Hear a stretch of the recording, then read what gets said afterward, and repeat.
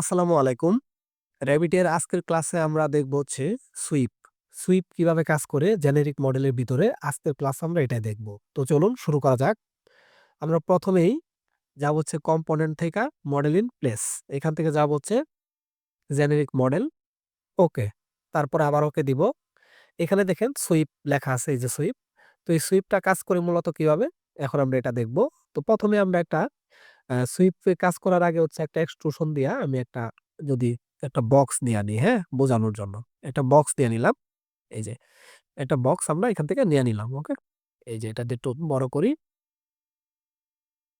ওকে। এটাকে আরেকটু বড় করে নিলাম। ওকে? ওকে। সরি, নো না। এটা ফিনিশ দিয়ে দিলাম। তো এখন এই বক্সের উপরে আমরা সুইপের কাজটা দেখাবো। এখন আমরা আবার যাই সুইপে, model in place, generic model. Okay, okay. তো এখন এই সুইপে ক্লিক দেওয়ার পরে দেখেন আমাদের এখানে আসছে হচ্ছে এটাতে সুইপে ক্লিক দেওয়ার পরে কিন্তু আপনার এই অপশনটা আসবে। এখানে আছে স্কেচ পাথ আর এটা হচ্ছে পিক পাথ। স্কেচ পাথ হচ্ছে আপনি ইচ্ছা মতো স্কেচ করে নিতে পারবেন, হ্যাঁ? এটা আমি স্কেচ দিলে আপনাকে ছেড়ে দিবে, এটা আমি ডিলিট করে দিই, এটা আমার দরকার নাই। Right button click, delete. আরেকটা হচ্ছে এখানে দেখি এটা কিন্তু আবার এই যে টিক চিহ্নই আসছে, আমরা আবার আসি। এটাকে জাস্ট এখান থেকে কেটে দিতে হবে, হ্যাঁ? যে কারণে আমরা একবার কেটে দিছি। তো আবার আসি। আসলে কেটে দিলেই দেখবেন আবার এটা আসছে। এখন হচ্ছে পিক পাথ। পিক পাথের কাজটা হচ্ছে এটাতে আমরা ক্লিক দিলেই এই যেকোনো কর্নারে পাতের উপরে ক্লিক দিলেই দেখেন সে নিতেছে। দেখছেন এই যে নিয়া নিছে। এখন আমি চাচ্ছি যে আমার এইদিকে এই ৩ পাশে আমার একটা ডিজাইন যাবে। ডিজাইন আমি করব। তো সেই ক্ষেত্রে এটা পাত নেওয়ার পর একটা টিক চিহ্ন দিতে হবে। দিলেই এইদিকে দেখবেন এডিট প্রোফাইল নামের একটা অপশন আছে। এখানে আমরা ক্লিক দিব। এখানে ক্লিক দেওয়ার পর আমরা এখানে যেকোনো কিছু এডিট করে আঁকাবো কিনা এটা চারপাশে হয়ে যাবে। যেমন হচ্ছে আমি যদি এখানে এরকম, এরকম, ঠিক আছে? এরকম একটা বিষয় আমি আঁকাইলাম এখানে। আবার এখানে হচ্ছে আমি নিলাম হচ্ছে এখান থেকে আর্টস নিলাম। যেমন আমি আর্টস নিয়ে নিলাম। এটা আমি ডিলিট করে দেই। এইটা ডিলিট। তো আমি এরকম একটা ডিজাইন এখানে নিলাম। দেখছেন এই যে। তো আমি যেগুলো এখন টিক চিহ্ন দিয়ে দেই, আবার টিক চিহ্ন দিতে হবে। দেখেন এই পুরা ডিজাইনটা এর উপর দিয়ে হয়ে গেছে। দেখছেন এই যে। এই যে হয়ে গেছে।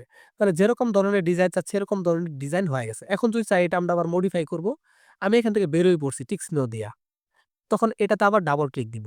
এই ইয়ের উপরে। ঠিক আছে? ডাবল ক্লিক দেওয়ার পরে দেখেন এই যে আমাদের এটা আসছে, এখানে আবার ডাবল ক্লিক দিব। দিলে দেখবেন এখানে আবার আপনি এডিট করতে পারবেন। এখন চাচ্ছি না আমরা এটা আরেকটু মডেলিং করে এডিট করব। কেমন? এটা আমি জাস্ট এই পাশটা সিলেক্ট করি। আমি পুরাটাই সিলেক্ট করলাম। সিলেক্ট করে জাস্ট কপি করলাম। এই পাশটাকে আমি এখানেও কপি করলাম, হ্যাঁ? সরি, এটা পুরাটাই কপি হয়ে গেছে। আমি এটা সিলেক্ট করলাম। সিলেক্ট কইরা কপি, এই যে, হ্যাঁ? এখন মাঝখানের এটা আমি ডিলিট করে দেই, নইলে হবে একসাথে মিলা যাবে আবার, হ্যাঁ? এটাও আমি ডিলিট করে দিলাম। এখন এরকম হবে। আমি আবার যদি টিক চিহ্ন দেই দেখেন, আবার দেই ওকে। দেখেন এই ডিজাইনটা পুরাটার উপরেই হয়ে গেছে। এই যে দেখেন, এই যে। তো বুঝতে পারছেন যে পিক পাথ হচ্ছে মূলত এইভাবে কাজ করে। আমি যদি ফিনিশ দিয়ে বের হয়ে পড়ি, এই যে। এই পিক পাথ দিয়ে যখন আমি এটার উপর দিয়ে নিছি তখন হচ্ছে তাকে যে ডিরেকশন সেই ডিরেকশন অনুযায়ী সে হচ্ছে কি করবে? সুইপ করে নিবে। এখন যদি আমি পিক পাথ ছাড়া নেই, যেমন আবার যাই আমি এখান থেকে, ওকে? আবার আসি। আবার আমি সুইপ নিলাম। এখান থেকে নিলাম এখন স্কেচ পাথ। স্কেচ পাথ হচ্ছে আপনি যেই দিক দিয়ে স্কেচ করলাম। আমি এই দিক দিয়ে স্কেচ করছি সাপোজ। তো নেওয়ার পরে টিক চিহ্ন, দেওয়ার পরে তারপরে এডিট প্রোফাইল এখানে গেলাম। এখন হচ্ছে আমি প্রোফাইল কি নিবো? এখান থেকে জাস্ট হচ্ছে আমি একটা গোলাকার নিলাম, হ্যাঁ? একটা গোল নিলাম। দেখেন একটা গোল নিছি।